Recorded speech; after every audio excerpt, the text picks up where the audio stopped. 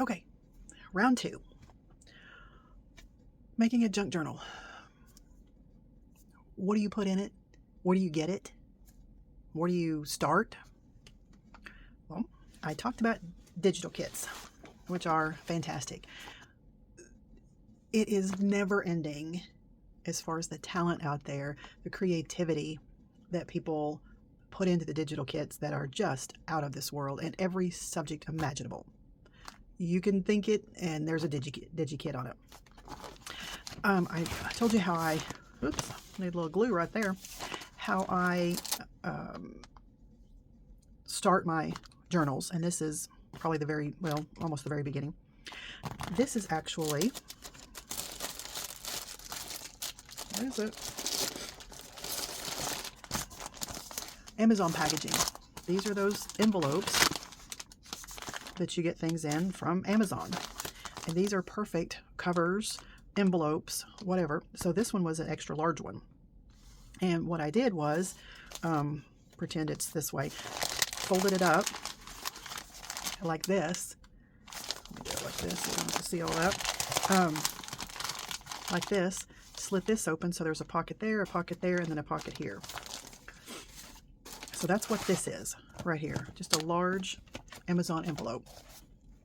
So in this is going to be my daughter's journal. And there are several digital kits in here. Let me pull some of this out.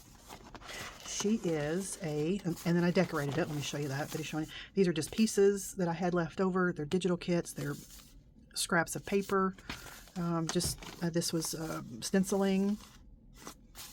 Just collaged all over it. And then I sewed the sides. But she is a surgical tech. Let me pull some of these out. So I go through. Etsy is probably the best place for digital kits. Yeah, you could just get lost searching for things in there. So this is a digital kit. This has actually been trimmed down because it's 8.5 by 11, but there was a border around it. And you'll find that on some of them. Some of them are full page, like this 8.5 by 11 page, and it actually fills the page. There wasn't anything to trim down or very little. So this is one. This happens to be labels. This is old advertisement of medical things. Okay, so there's one.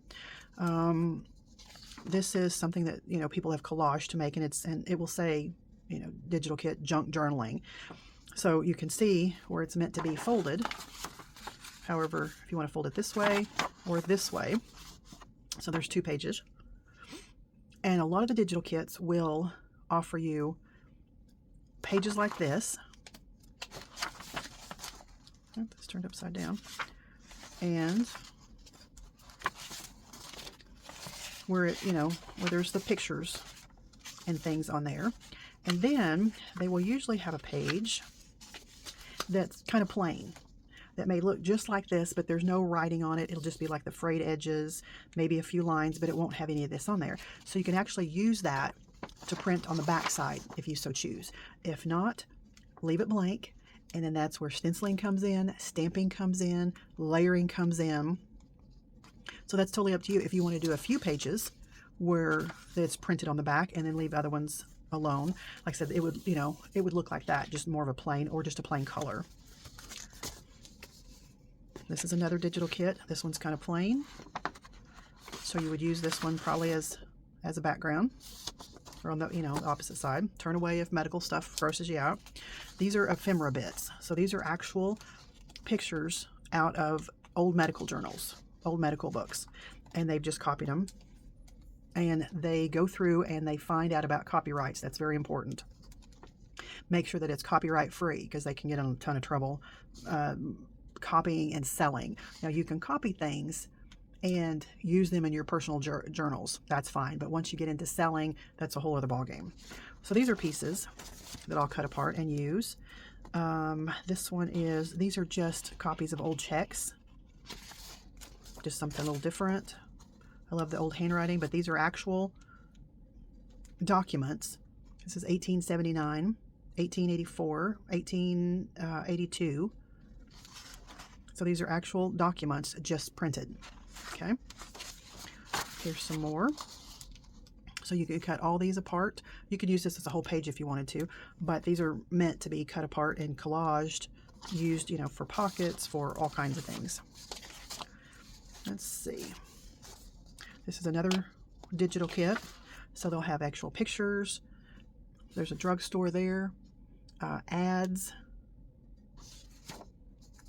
Again, picture of an actual drugstore.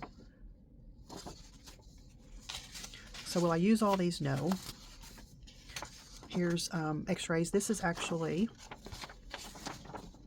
is this from Digital Man? No. Okay.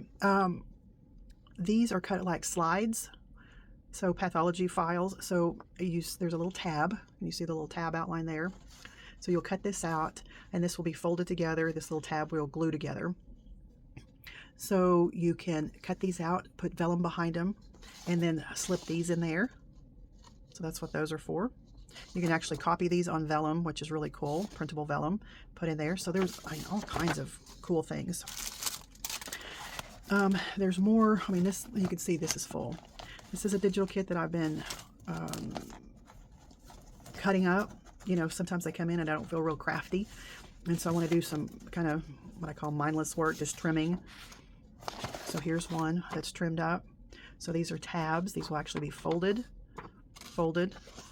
And so that will end up being a little pocket. I mean, it's endless what you can find as far as, you know, pockets, colors.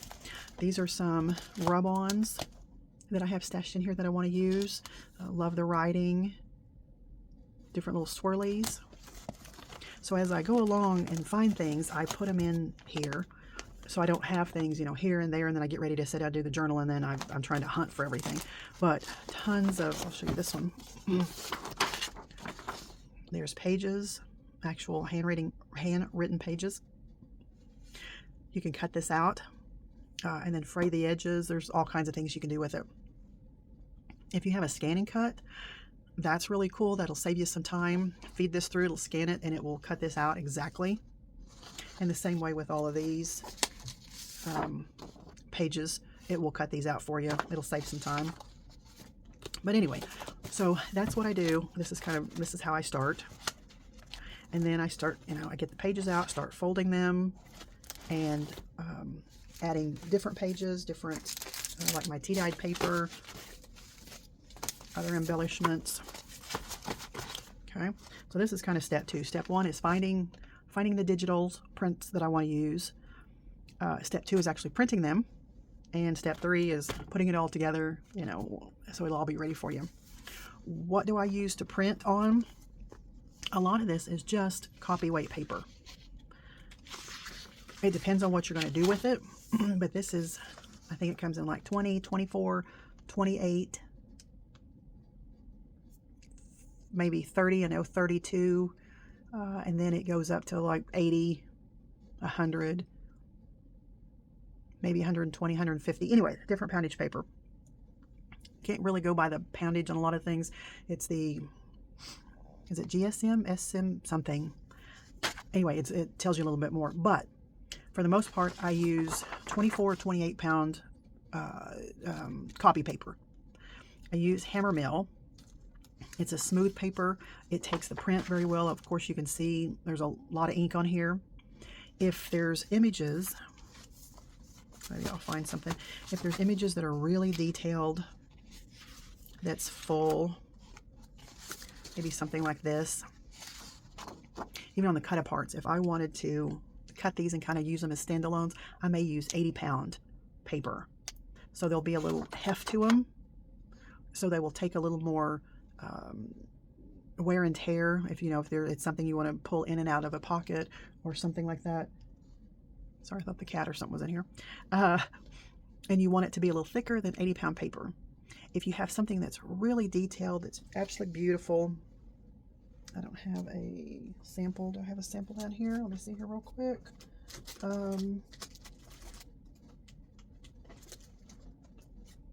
trying to see quickly. I print a lot of these off and then I put them in plastic sleeves or in file folders. No. That way I'm kind of ready. Some people buy them and then just save them on your computer.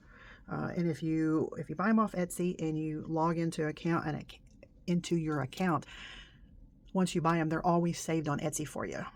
So if from a year now you want to use a certain file and you didn't download it to your computer, it will be saved on your Etsy account and you can go and then download it. Usually I go ahead and download it, have it, label it, all of that, and then I print it off because that's just me. If I'm going to be using, like I said, again, with something with a lot of detail, like really pretty flowers, just really detailed, beautiful things, I will use photo paper. And it comes in the different weights, just like copy paper. It has a different texture to it. Actually, it's a really smooth paper. It's a little, I don't know how to describe it. It's thicker, but it's called photo paper, and it comes in different poundages again. It just, when you print, it makes it cleaner and crisper and just makes a difference. I use, as far as a printer, I use an Epson EcoTank. I actually have two of them. I bought one, my first one. Great little printer. Still use it. Then I bought a second one that is made more for printing pictures. So it has a special black ink. It's a photo ink. And the ink that you put in there is more of a photo quality ink. I still use that just for plain printing. But the EcoTank, I highly, did I say highly? Recommend. I print a ton of digital kits. If you could see down here, the folders that I have, because I will, buy one, and they come in all sizes, all shapes. Some of them may have, like Victoria Designs, they may have 100 pages. Other ones will have 5 pages, maybe 2 pages, maybe 10 pages. So be sure and read the item description, and it will tell you. But I print a lot. So my first EcoTank printer, I didn't know it had a counter on it. And a friend of mine that I work with, she's since retired. She has an EcoTank, and we were talking about it, and that was kind of what influenced me to buy one. And she said something about the counter. I said, oh, I didn't know it had a counter. She said, oh yeah, go in there and it'll tell you how many colored copies you made and how many black and white copies you made. Okay. Well, the printer, when you buy it, it comes with, this one came with ink. So you fill it up.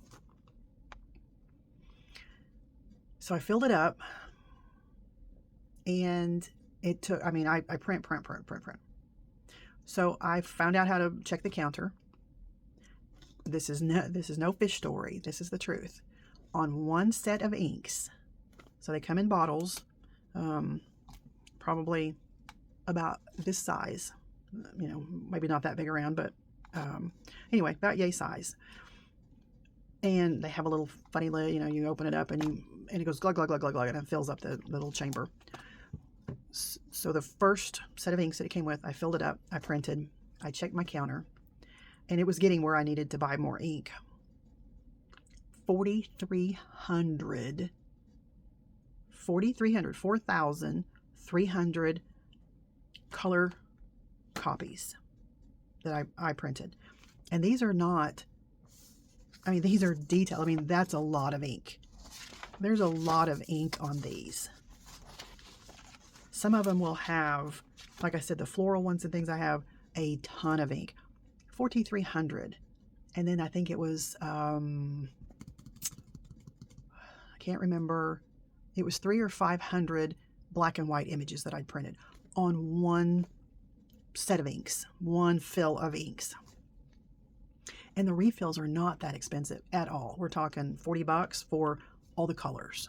And I think there's 5. I think there's 5 colors. You can buy them individually or you can buy them as a set. And I buy the name brand. I buy the Epson ink for that printer. I don't buy the knockoff ink. And like I said, for those, only $40-ish. So if you're in the, I just went blank because it's 1:30 in the morning. Slurp alert. If you're in the market for a printer, I would highly recommend an Epson Eco printer. EcoTank printer. And they come in, different sizes, different price ranges. So I bought a basic one, and then I bought one that like I said, more for pictures, you know, to print actual pictures. And then I have a laser printer. That was a big pricey printer. Don't use it very much.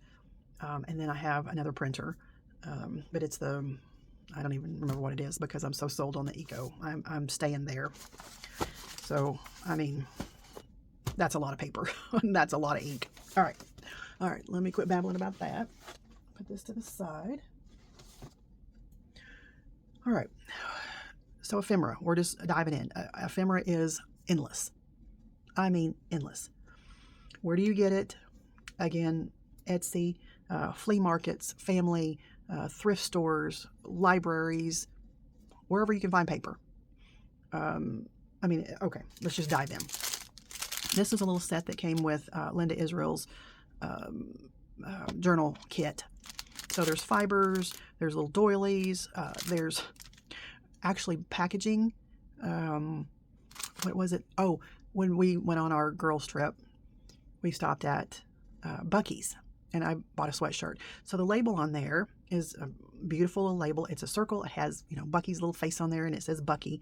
And I saved that because I'm going to put that in the scrapbook. That would just make, I mean, it shows where we went with the pictures, but it's just going to be really cool. But you could use something like that.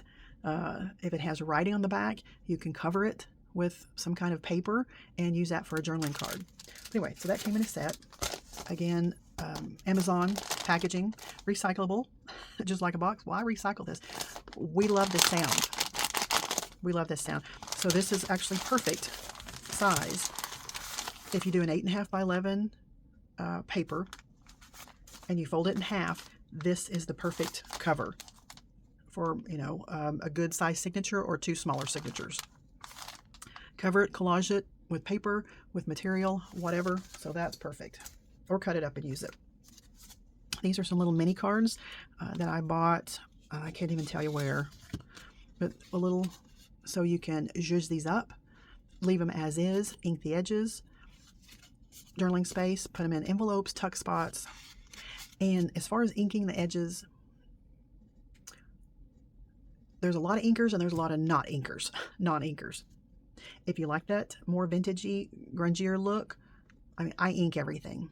Even on my cards, if you follow me at all, on my cards, which I took those to the store, the ones I just recently made. I don't have any handy. But even on some of my cards that I make, greeting cards, I will ink the edges of the flower or the dinosaur or whatever, the little die cut. It just gives a little dimension. Dollar Tree. So this is some Dollar Tree lace that I just picked up. Of course, it's, you know, the hearts because it's that time of year. They have all the Valentine's and Easter stuff out. You can color this. You can dye it. You can cut these out individually, just little snips, and you can have, you know, 1 little heart, 2 little hearts. You can use these on the edges. Dollar Tree's a great place. This is tea-dyed paper. This is just 20 or 24 pound copy paper. Just plain old copy paper. That I tea dye. That's a whole other video. And there's different processes you can use, but I will make a ton of these because I actually dry them in the oven, and so I am right there. I have a pan that I soak them in. I have a couple of cookie sheets. I put them on, put them in the oven, get another couple of cookie sheets ready. By the time those are ready, those are pulling out, and it's a process. It's fast. Some people don't like the oven, you know, because you've got to stay right there on it. They'd rather lay them out outside across a table, whatever, to let them air dry. All that's fine. But so I make a ton of these because these are like my filler sheets. This is ribbon from Anna Griffin boxes that I received. So you could actually use these. You can cover them. You can use them as is. Collage on them. The ribbon you can use for ties. This is actually, I mean, that has a elastic band on it. I mean, it's Anna Griffin, come on. So these are sewn, but you can easily clip that and use this as a tie for your junk journal, a closure. And especially with that elastic sewn in there. So there's your 2 different colors. These are ephemera bits. This is $49 in Market from your scrapbook store. Collage pieces. Use these bigger ones for tuck spots. Here's all the different pieces in there. This is great ephemera. So if you're doing a botanical journal, a couple different colorways there. These are 2 different collections. but lots of ephemera in there. I mean, lots. I talked about Etsy. This is Paper Harbor Company. Love her to pieces. I mean, this is her mailer. Of course, my other site has my address and stuff, but this is how she sends it. I mean, she's the real deal. You can get vintage. You can get prints from her, but these are, and there's all different ways to buy them.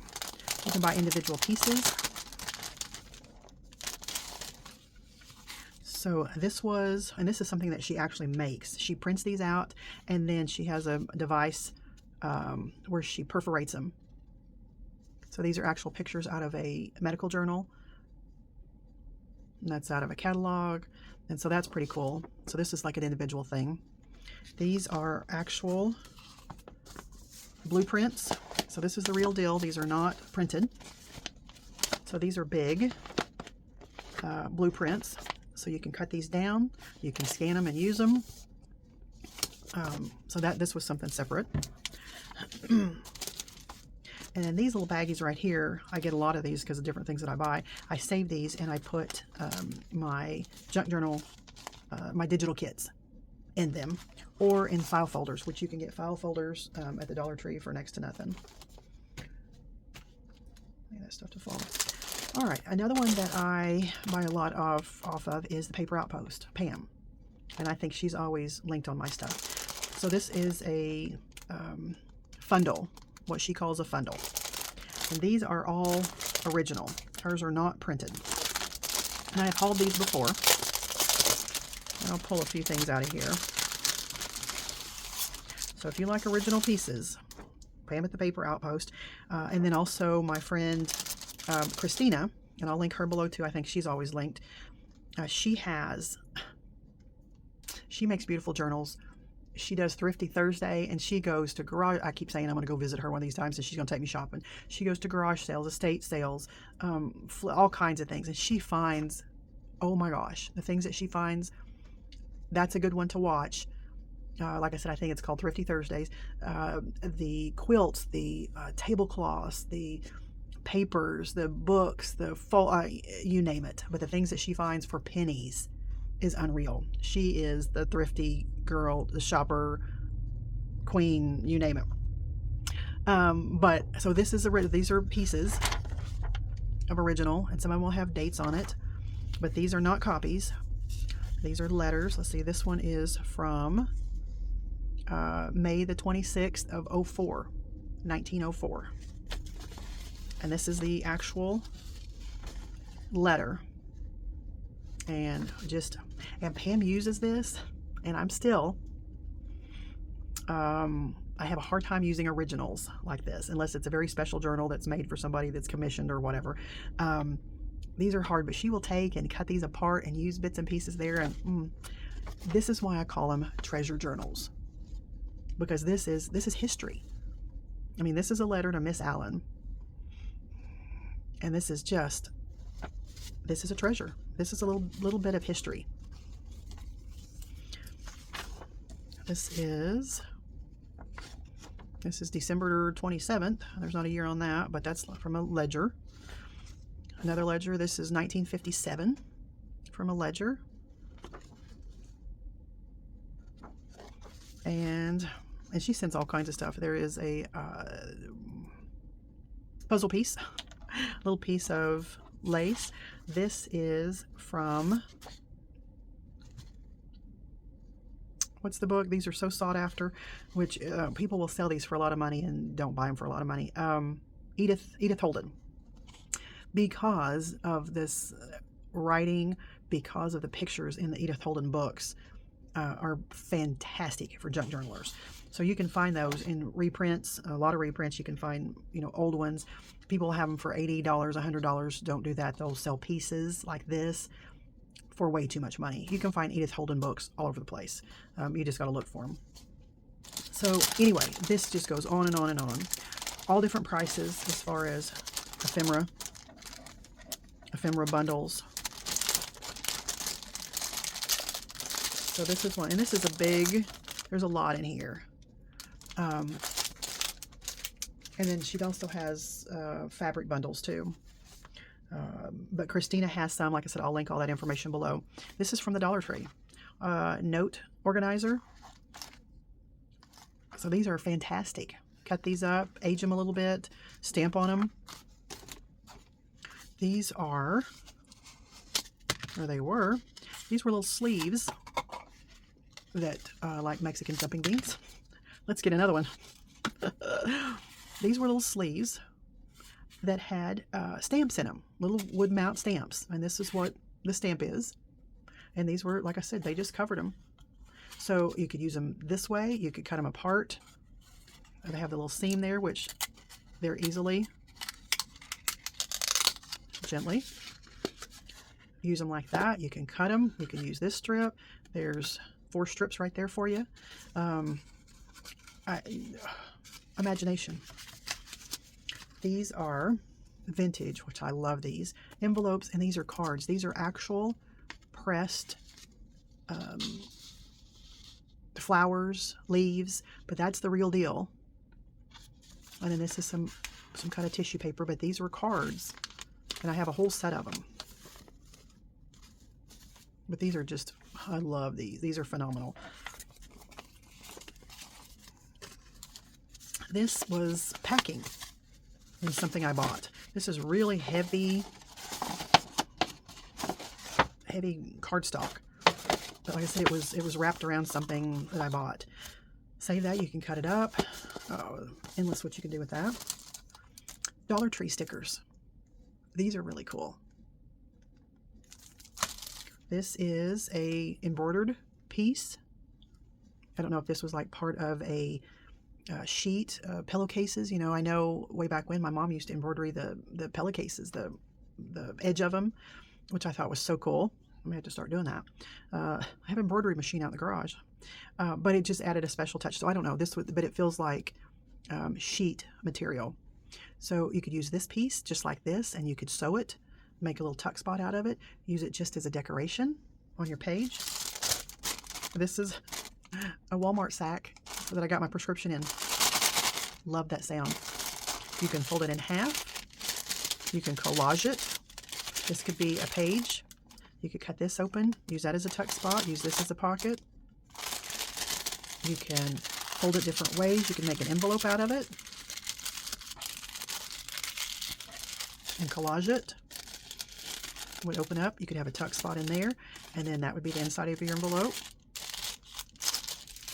This is another little pack that in one of Linda Israel's kits. This is an embroidered piece of material. There's little tickets, pieces of fabric, all kinds of little charms. There's some lace. Napkins. These are Dollar Tree napkins. And there's a way that you can pull them apart. Some of them are 2-ply, 3-ply, some of them are 4-ply. That's another video. But you can actually get a piece of tape, separate them, collage them on things, cut pieces of them. I actually used in one of my Dollar Tree journals. Let's pull back. I took a piece like this and put it on a paper. I had to trim it down a little bit, but that was in the corner of my page, like so, and that was a pocket. I have a very extensive napkin collection. Napkins I get from all over the world that are just fantastic, that you can collage with, that are just so much fun. This was something from the Dollar Tree, a meditation art coloring book. So I use the pages in my Dollar Tree journal. You can use this as a cover. You can trim this down so you have a ready-made cover. Sew your signature into this, collage it. You can use that as is. You can cover it. This is something I recently purchased from Amazon, because you know when you look up something, you know, purple socks. Well, the next time you go on Amazon's, it will show you purple socks, you know, things that you were looking for. So these things popped up. Noise alert. So this is paper and envelopes. Put something out here. So this is meant like for writing letters. This is printer paper. This is probably 20-pound, maybe 24-pound printer paper, fold it in half, and look, you already have a vintage piece of paper, no tea dyeing. And this has different designs, and then it actually has envelopes that it comes with. I'm going to link her below too. Let me think. Oh, it's right there. I'll think of it. I'll put it up here, and I'll link her below. Willow House something. She makes flip-flop journals, a whole other way of journaling. So she actually takes envelopes and makes a journal, and it's flip-flop because the way she takes her envelopes and glues them together, you know, something like this. And so it's all folded, glued, and then, you know, you put your signatures in there, but it's flip-flop because you open it like this, and then like this. So you flip it and you flop it. So that's really a neat way to make a journal too. So junk mail, or, you know, when you get a bill in the mail, and so you get the statement, and then you get a return envelope, save those envelopes because you can do a ton of stuff with those.